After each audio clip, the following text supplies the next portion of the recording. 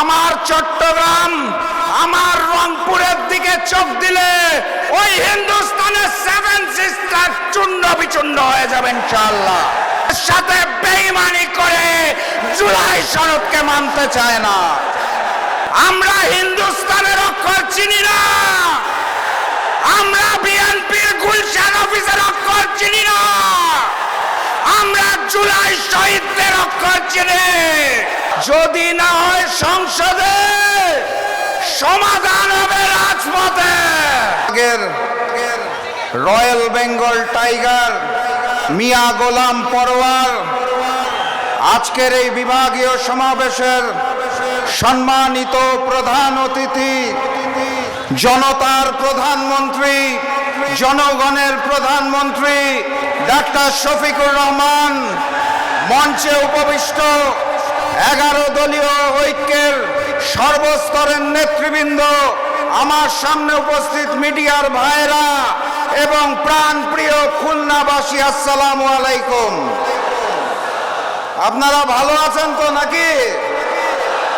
নির্বাচনের আগে এই মাঠে এসেছিলাম, বক্তব্য রেখেছিলাম, আপনাদের সাথে কথা বলেছিলাম, আপনাদের আহ্বান জানিয়েছিলাম খুলনা বিভাগের 11 দলের প্রতীকে সিল দিতে হবে, জয়যুক্ত করতে হবে। মনে আছে? আপনারা কথা রেখেছেন। আপনারা এই খুলনা বিভাগে 11 দলের প্রতীক দাঁড়িপাল্লার প্রতীকে সিল মেরে সংসদে কথা বলার জন্য অসংখ্য প্রতিনিধি পাঠিয়েছেন, আপনাদের ধন্যবাদ জানাই।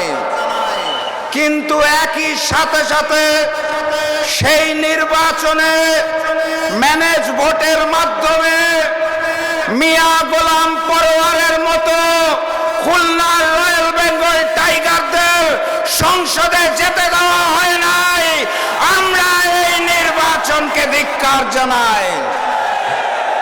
সেই নির্বাচনের পূর্বের ভাষণে আপনাদের আহ্বান জানিয়েছিলাম গণভোটে হাকে জয়যুক্ত করতে হবে।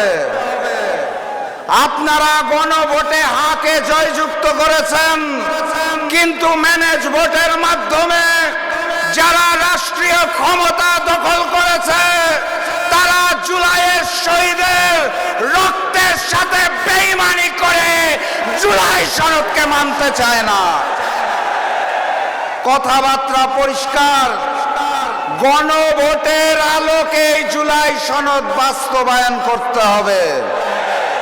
তারা আবার সংসদে যে বলতে চায় অক্ষরে অক্ষরে নাকি জুলাই সনদ বাস্তবায়ন করবে। কোন অক্ষর? কার অক্ষর? আমরা হিন্দুস্তানের অক্ষর চিনি না, আমরা বিএনপির গুলশান অফিসের অক্ষর চিনি না, আমরা জুলাই শহীদদের অক্ষর চিনি, গণভোটের অক্ষর চিনি। গণভোটে যেই রায় এসেছে সেই অক্ষরে জুলাই সনদ বাস্তবায়ন করতে হবে। কথা ঠিক আছে তো নাকি? প্রস্তুত আছেন তো নাকি? যদি না হয় সংসদে, সমাধান হবে রাজপথে। সংগ্রামী সাথী এবং বন্ধুগণ, আকাশে প্রচন্ড রোদ, প্রচন্ড তাপ। এই আকাশে কালো মেঘ দেখা যাচ্ছে, ছুটে আসছে ওই হিন্দুস্তান থেকে। অখণ্ড ভারতের স্বপ্ন দেখা হচ্ছে। ভারত থেকে নবনিযুক্ত হাই কমিশনার এসে অখণ্ড ভারতের গল্প শোনাতে চায় আমাদের। আমরা স্পষ্ট ভাষায় জানিয়ে দিতে চাই, আমাদের ভূখণ্ডের সিদ্ধান্ত 1947-এ হয়েছে, 1971-এ হয়েছে, 2024-এ হয়েছে। আমাদের স্বাধীনতা এবং সার্বভৌমত্ব নিয়ে ছিনিমিনি খেলার চেষ্টা করবেন না। এই খুলনা অঞ্চলে দীর্ঘদিন ধরে হিন্দু এবং মুসলমান কাঁধে কাঁধ মিলিয়ে বসবাস করছে। কোনো সমস্যা আছে? নতুন করে ভারত থেকে দাবি তোলা হচ্ছে রয়ের প্রেসক্রিপশনে হিন্দুদের জন্য নাকি বাংলাদেশে আলাদা ভূখণ্ড প্রয়োজন। বাংলাদেশে হিন্দু মুসলমান কোনো ভেদাভেদ আছে? ভেদাভেদ আছে ওই ভারতে। ওখানে কুরবানি করতে দেওয়া হয় না, ঈদের নামাজ পড়তে দেওয়া হয় না। আমরা তো ভারতের 20 কোটি মুসলমানের জন্য আলাদা ভূখণ্ড চাই নাই। আপনারা কেন বাংলাদেশের দিকে চোখ দিচ্ছেন? এই বাংলাদেশের চট্টগ্রাম বিভাগ নিয়ে আগে থেকে ষড়যন্ত্র চলছে। নতুন করে এখন রংপুর বিভাগ নিয়েও তারা ষড়যন্ত্র করতে চায়। কথাবার্তা পরিষ্কার, আমার চট্টগ্রাম, আমার রংপুরের দিকে চোখ দিলে ওই হিন্দুস্তানের 7 সিস্টার চূর্ণ বিচূর্ণ হয়ে যাবে ইনশাআল্লাহ। সংগ্রামী সাথী এবং বন্ধুগণ, বক্তব্য দীর্ঘায়িত করব না।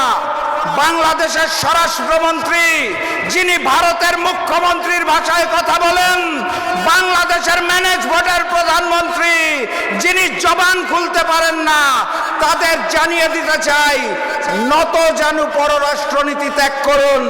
স্বাধীন সার্বভৌম বাংলাদেশের জন্য এবং গণভোট বাস্তবায়নের জন্য 11 দল রাজপথে নামবে এবং বিজয় ছিনিয়ে আনবে ইনশাআল্লাহ।